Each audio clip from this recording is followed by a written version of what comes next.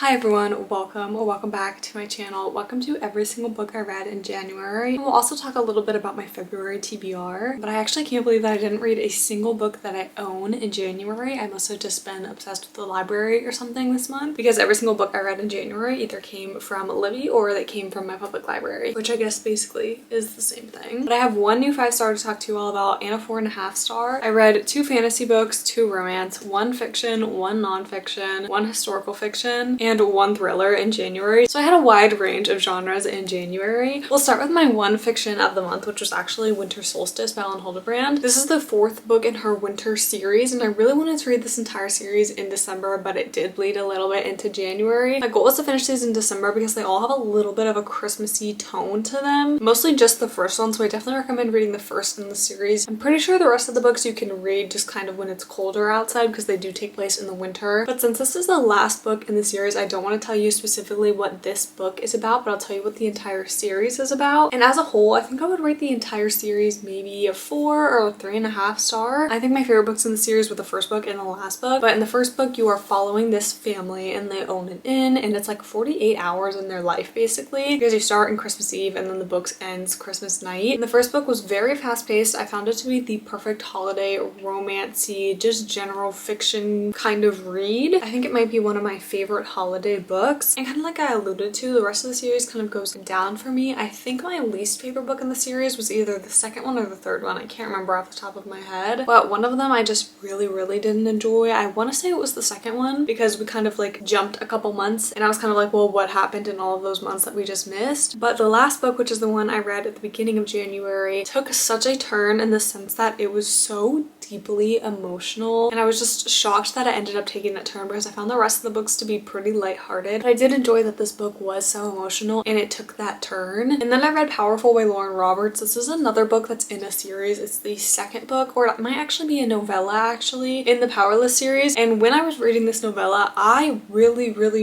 liked the first half. And then I remembered how Powerless ended, which made me realize how this book was going to end, and I just really did not like that. I was like, why did she even bother to write this book knowing what's going to happen at the end? And why did I even bother to read it? I don't know. It just upset me to the point where I was like, I can't handle this. I'm so upset that I'm even reading this right now. And it's funny because, like I said, I enjoyed the beginning so much, but then when I remembered that, I was like,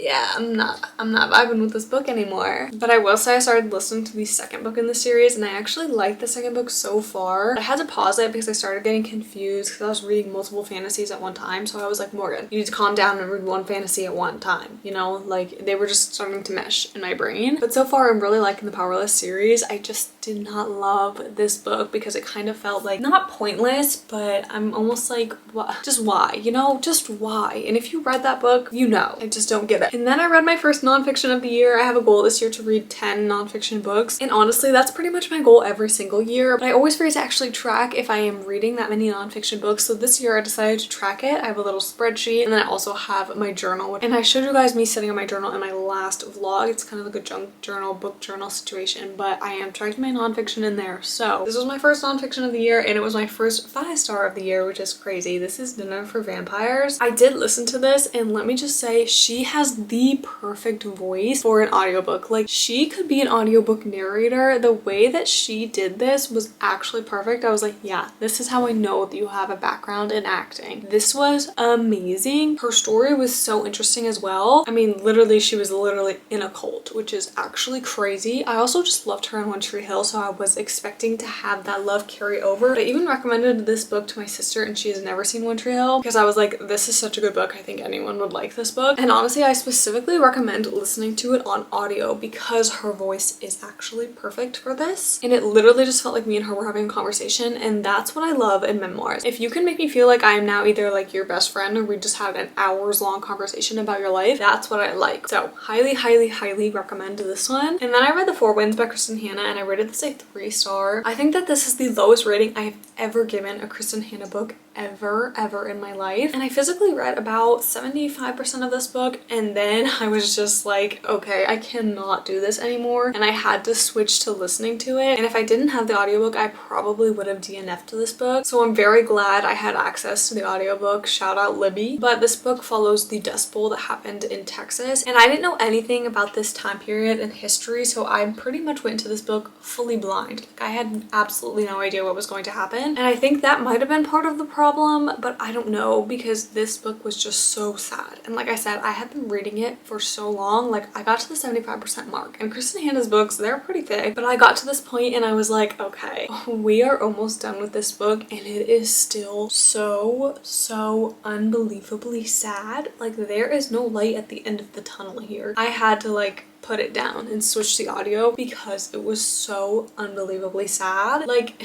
I don't know if it was like, I don't know actually, but it was so sad. I couldn't do it, honestly. And then I read The Villa. This is my one thriller from January. I do really like thrillers, and I rated this a 4-star. But what I'll say about this one is it felt a little bit more mysterious than it did thrillery. So if you kind of like that in your thrillers, I think you'd really like this one. But normally I am looking for something a little bit more thrilling because I really just want to be on the edge of my seat when I'm reading a thriller. But in this book, you're following 2 young writers, and they go to stay in this villa, and this villa has this tragic past that they start to uncover. It was really interesting to hear about the villa and the past. You're also kind of getting the past and present timeline, which I really liked how that was set up. The only problem was, like I said, I just didn't feel like it was very thrilling. I wanted more of that shocking aspects in the book. I do feel like there was one moment where I was like, I can't believe that whatever, I can't believe that, you know? But other than that one moment, I felt like it was just a little bit, not lackluster, but it didn't keep me on the edge of my seat, you know? It just felt more mysterious than thrillery. And then I read The Wedding Crasher. I rated this a 3-star, and maybe my expectations were just a little bit too high for this book. This is a romance, and I do love a good romance. And the concept of this book is so cool. So basically our main girl character goes to this guy's wedding because she's kind of helping out with the wedding. I think it's her cousin is the wedding planner, so she goes to kind of help make sure things are on track. But basically she objects to this guy's wedding, so she's not crashing the wedding, which when I first saw this book I thought that she was crashing the wedding. No, that's not it. But then they start fake dating, and I do love a good fake dating little situation, but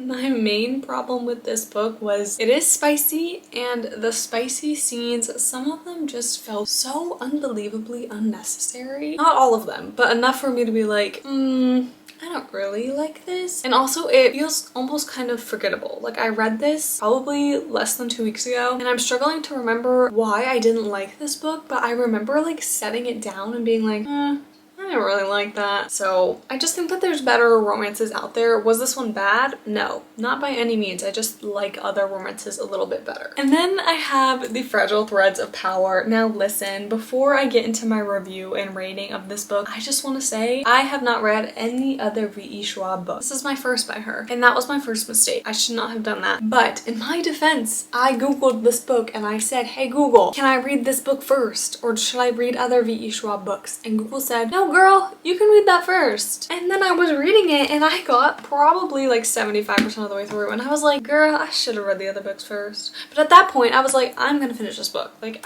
at this point I'm gonna finish it. You know, I'm already this close. What's the point in DNFing it now? So I did finish it, and I had a suspicion that I should have read the other books first, but I'm the kind of person that does not read reviews. Okay, before I read a book, I'm not gonna read the reviews. I'm gonna read the reviews after I read the book, because, you know, sometimes I love to read a hate review, sometimes I love to read a gushing review, sometimes I read both. Most of the time I read both. I just love it. I think it's entertaining. Anyway, in multiple of the reviews, they said, yeah, you should read the other series by her before you read this one. Google didn't tell me that. So personally, I don't think it's my fault, but I will say, with that in mind, I did rate this a 3-star. I do think that you would like this book if you liked her other work, but like I said, I have no idea. Pretty sure the problem with this book, not the problem, the reason that you should read this book after reading her other work is because they take place in the same world. I'm pretty sure is the consensus there. I didn't know that though, like I said, and honestly it makes sense because I was a little bit confused, honestly, for the first like 100 pages. I was like, what is going on? What's the mission? What What are they trying to accomplish? What is this world that we are in? And then once I got it, and I kid you not, it was probably 100 or 150 pages into the book is when I understood what was going on. Like, I just feel like this book specifically lacked a little bit of world building, probably mostly because it's recommended to read the other books first. There's basically a bunch of worlds inside of this book. I think there's 4 worlds specifically for different Londons, and they call them like Grey London, Black London, White London, or something like that. And you're kind of switching in between point of views inside this world. So there's a lot of characters, a lot of point of view switching, which I feel like was my main problem in the beginning of the book, because I was like, who is who? Why is there so many different Londons? What is going on? Do I recommend this book? Yes, I do, but only if you've read her other work. I think that that is the main kicker here. So I'm upset that I read this book, but it's okay. Next time I'll know better. I don't know. And then I read People We Meet on Vacation by Emily Henry, and I gave this a 4.5 star. I think it's gonna stay at a 4.5 star, even though I feel like most of the time I read a book 4.5 stars, it ends up getting rounded up to a 5 star. First off, loved it so much, obviously, because it's a 4.5 star. But I actually liked this book more than I liked Book Lovers, and I rated Book Lovers a 5 star. So I'm like, maybe I need to switch these ratings around here. I need to figure something out. This is a little second chance romance, and now, listen, now with this whole like, oh, people need to stop using tropes for books, whatever. No, whenever I say a trope in a book, I'm like, ooh. But I feel like that's the only way for me to easily describe what this book is about, okay? Anyways, I feel very passionate about that all of a sudden. But People We Meet on Vacation, I literally only picked this book up. First off, it felt weird to pick it up in January because I was like, this feels like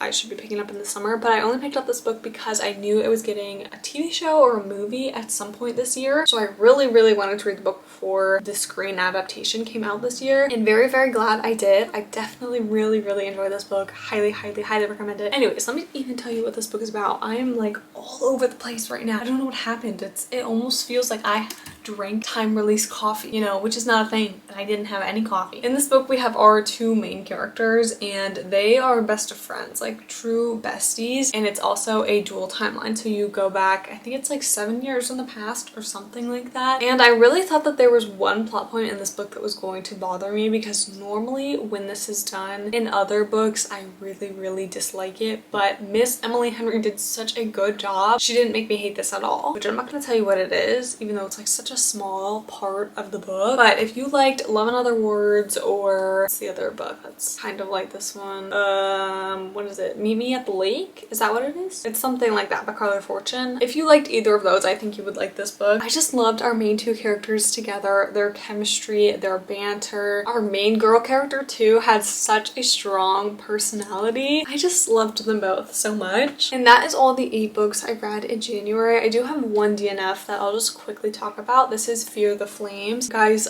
I could not read this book for the life of me. Just a fantasy, and basically I think our main character's main goal was to get her dragons back and maybe take back her kingdom. I'm not entirely sure. It might have just been to get her dragons back, but the first 30% of the book, I swear, nothing happened. Not a single thing happened, and I was like, I can't do this. If nothing's gonna happen for this long, I can't. So I couldn't. I had to stop. I could not do it. And it is so hard for me to DNF a book. Like, I just feel so bad for the book. I don't know why. Like, it's not like the book has feelings, you know? I'm not hurting anyone's feelings by DNFing the book. Well, maybe I am, but it'll be okay if I DNF the book. Okay, logically I know that, but actually getting myself to stop reading a book is very hard. Okay, now we're gonna kind of pivot into my quick little February TBR. I'm not gonna go super in depth of all these books because I'm pretty sure they're all going to be in a reading vlog in February. Not all of them, but we'll start with the books that will be in a reading vlog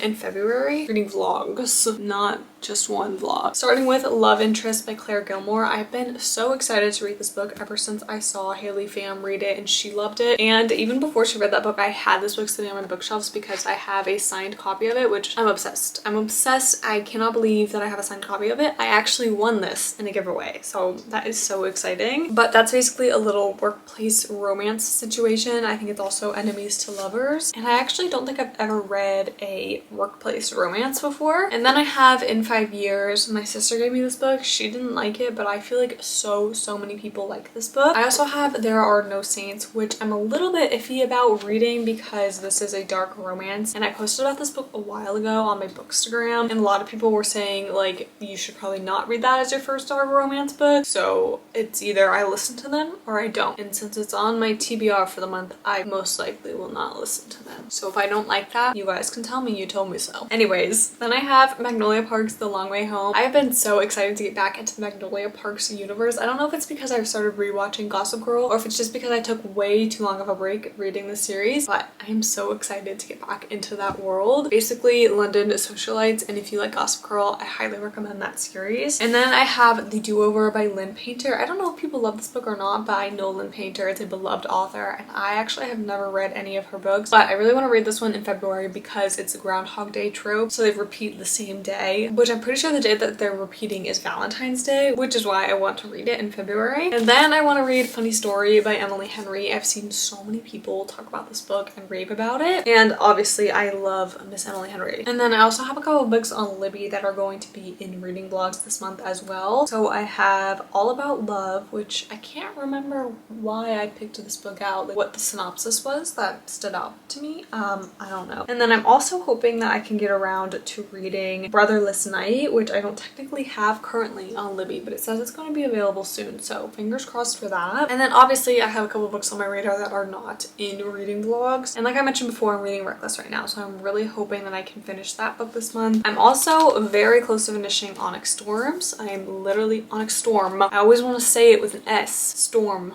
One storm, not multiple storms. Anyways, I literally have this much left of the book. I thought that I would be able to finish it before filming this video, but I can't, which also means I don't think I'm going to finish it before January ends. So we'll talk about this in my February wrap up. And then I also want to read Under the Bridge. This is a true crime nonfiction book, which, like I said, my goal is 10 nonfiction books this year, so this will be my nonfiction book of February. Hulu also made this into a TV show, and I want to watch the TV show, so I obviously, of course, need to read the book first. I also want to re-listen to Pride and Prejudice. I don't know if I'm going to get around to that this month or not, because I also need to go back to the library, return all of these books, and of course pick out some new ones. So that's my very extensive February TBR. I don't think I'm going to finish every single one of those books because that was a very long list. But let me know what your favorite read was in January and what book you're most looking forward to reading in February. I hope you all enjoyed this video. Don't forget to comment, like, and subscribe, and I will see you in the next one.